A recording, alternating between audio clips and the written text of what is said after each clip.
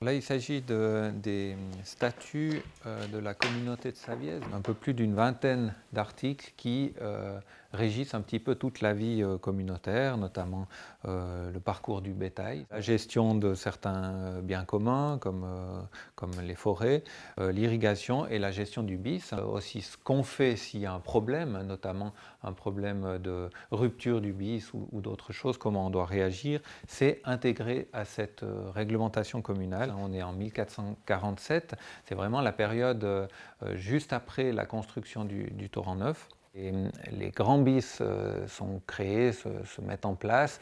On a également une organisation qui va avec, si on pense aux grands bis que l'on connaît, comme le bis d'Ayen, le bis de Savièse, le bis d'Uro, ou dans d'autres régions aussi, le bis de V, etc.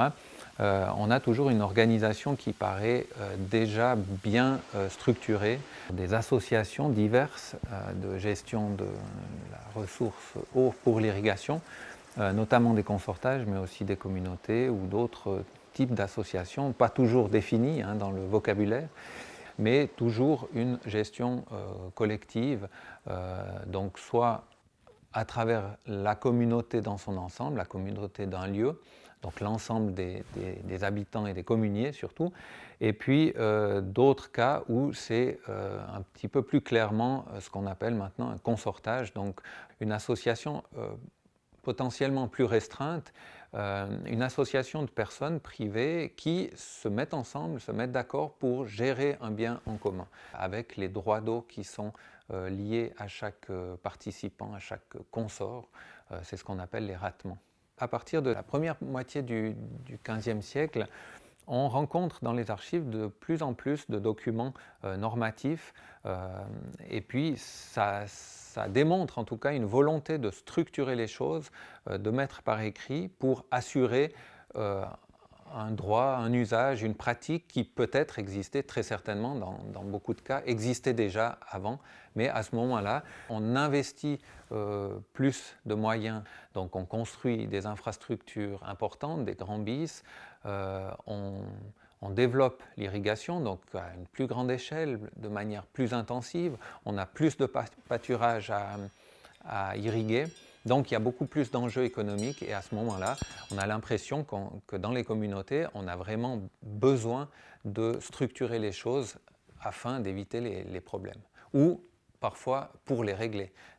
Une normalisation peut apparaître après un conflit, après un problème, après un accident, etc.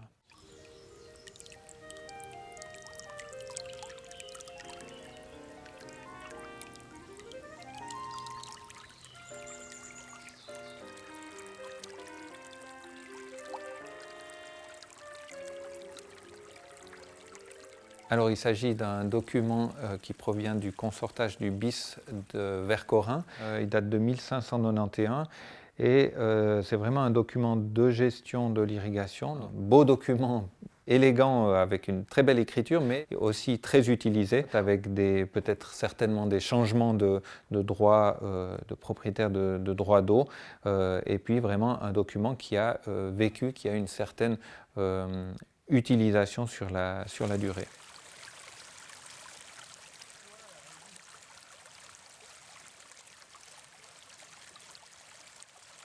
Le système qui est mis en place au Moyen-Âge avec un consortage qui gère à travers ces différentes fonctions, l'irrigation et puis ce système d'ayants droit qui pratique l'irrigation par tours d'eau successifs. C'est vraiment un système qui perdure et puis qu'on retrouve un petit peu dans toutes les régions où on pratique l'irrigation en vallée. Mais après, c'est clair que d'un lieu à l'autre, d'une période à l'autre, il peut y avoir des changements justement particuliers à un bis qui peut-être, on doit peut-être agrandir le bis, donc on fait une nouvelle association où il y a de nouveaux membres qui peuvent y participer, ça peut arriver. Ça peut arriver aussi dans certains cas où un bis est de gestion communale et il passe à un consortage ou vice-versa. On a même des consortages qui qui regroupe des membres qui proviennent de plusieurs communautés différentes, de plusieurs territoires différents. Il y a des BIS qui traversent plusieurs communes, encore maintenant. Et peut-être que l'intérêt actuellement des consortages, que ce soit pour l'irrigation ou pour d'autres choses, c'est justement ce lien entre les intéressés et puis la chose qu'on veut gérer. Ce type de gestion en commun a de l'avenir dans ce sens-là. Si ça émane vraiment des personnes qui sont intéressées à gérer la ressource.